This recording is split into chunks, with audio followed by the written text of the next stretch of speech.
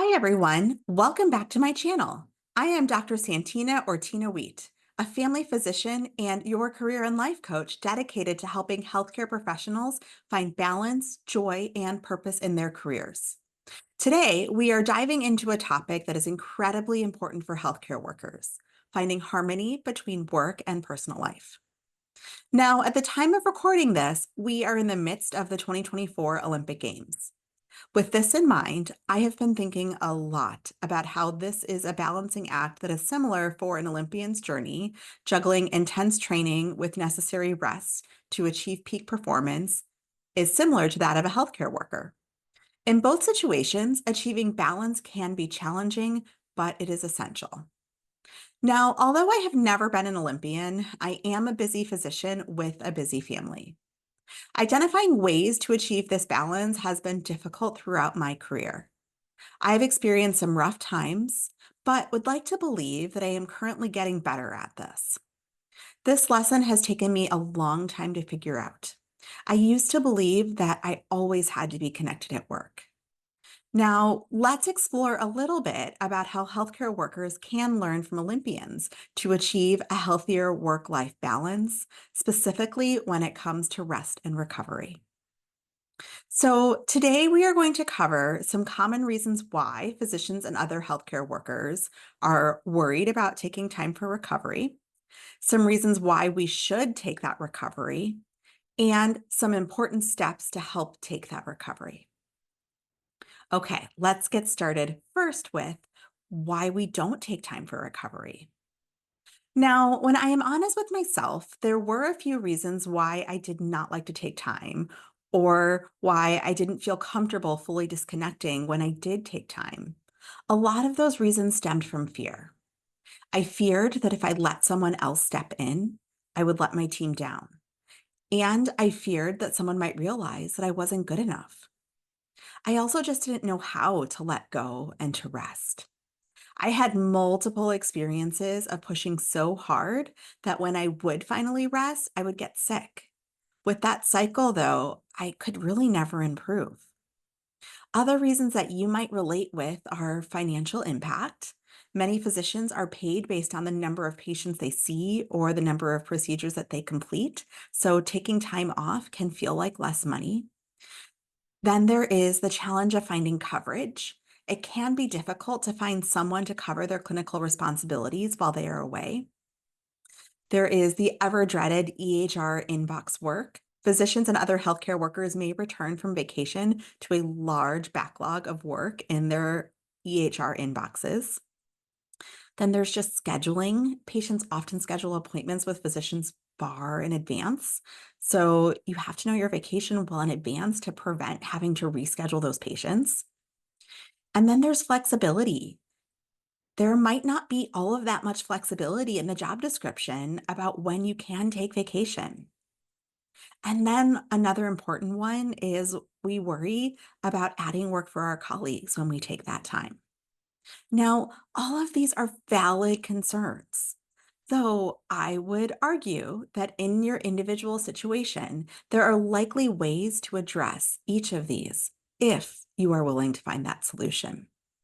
And if that's something that you'd like to do, I am happy to help you. So, why should you be willing to find the solution?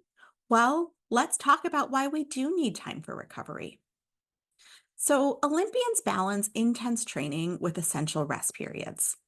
This cycle ensures optimal performance and recovery, highlighting the importance of rest in achieving peak physical and mental states. This is true for physicians and other healthcare workers too. Now that I have learned how to purposefully and properly rest, I find that I actually get more done. Just like an Olympian can push that next level of training after rest, I find that I can be more creative, strategic, and focused after a period of rest. Additionally, when rest is intentionally planned, I know when I can push for those harder things and know that I will have recovery time. I also find that when I have rest, those challenging days don't feel quite so bad, and I don't quite hit that tipping point of reaching burnout. So, here are 5 reasons why rest and relaxation are important. First, it replenishes your energy. Continuous work without breaks drains our physical and mental energy. If you do not recharge, at some point, you will just hit a wall. Taking time to rest helps us recharge and come back stronger. Second, it improves your focus. When we are well rested, our ability to concentrate and make decisions improves. Without rest, we may feel foggy and like even the simplest decision is requiring so much energy. And the truth is, that is because when we're not rested, it does. So when we rest and improve our focus, this means we can perform our duties more effectively and safely. Third, it boosts your mood. Relaxation activities, whether spending time with loved ones, enjoying a hobby, taking a nap, going on vacation, can significantly improve our mood and overall mental health. None of us want to be the person who is snippy with everyone around them. Improving our overall mood is great, not just for us, but our colleagues and loved ones. Fourth, it enhances your creativity. Breaks from work can spark creativity and innovation. When we step away from our routine, we can return with fresh perspectives and ideas. This is great when you need to be strategic, problem solve, or even diagnose that patient. Fifth, it strengthens your resilience. Regular rest and relaxation help build our resilience to stress, making it easier to handle the challenges that come our way. There will always be those hard days, but when our cup is full, those hard days are so much easier to manage.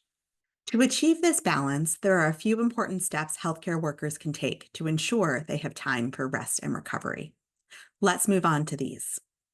Setting boundaries, effective time management, building a support network, mindfulness and stress relief practices, and scheduling rest and recovery.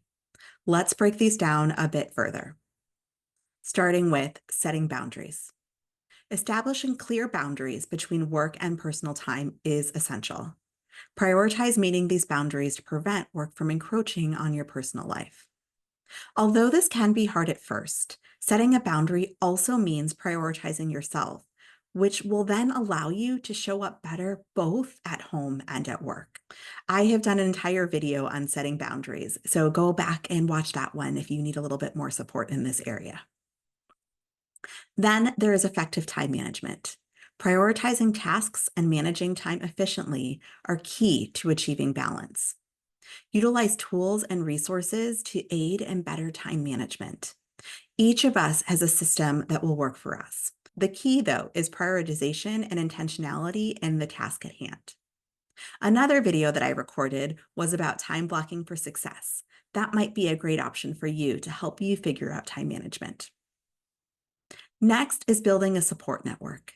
A robust support network of family, friends, and colleagues is invaluable. Seek support from mentors and professional networks to help you achieve balance. Some of my best mentors have told me when I needed to take time for recovery and when I might be taking on more than I should if I wanted the ability to recover. This is also where a coach might help. A coach can objectively give you some ideas as to when you're taking on too much and when you're trying to accomplish too much. Then there is mindfulness and stress relief practices. Integrating mindfulness techniques and stress relief practices into daily routines can significantly enhance your well-being and balance. There isn't just one right way to practice mindfulness. I used to think the only way was meditation, but there are so many ways to be mindful, and we'll do a whole video on that later on. Incorporating rest and recovery. Scheduling regular breaks and time off is vital for rest and recovery. Engage in restful activities and hobbies to provide a much-needed respite from work stress. My family has committed to ensuring that everyone has a vacation planned by the time we get back from the current one. This ensures that we always have recovery or rejuvenation time to look forward to. I encourage you to go and set your next time away. Now, achieving work-life balance is a continuous journey, much like the training and rest cycle of an Olympian. By setting boundaries, managing time effectively, building those support networks, practicing mindfulness, and incorporating rest, healthcare workers can find a harmony between their professional and personal lives. Striving for this balance is key to sustain joy and fulfillment in both realms. Let's embrace this balancing or counterbalancing act together and support one another in finding our harmony. I would like to thank you for joining me today. If you found this valuable, please share it with your colleagues and friends. Let's spread awareness about the importance of self-care and our mindsets in healthcare. Until next time, take care of yourselves and each other. But now don't forget to follow me on Instagram at Dr. Tina Wheat, Facebook, and subscribe here on YouTube for more tips on finding balance and joy in your career and life. For personalized support, schedule a strategy call to explore how I can assist you further.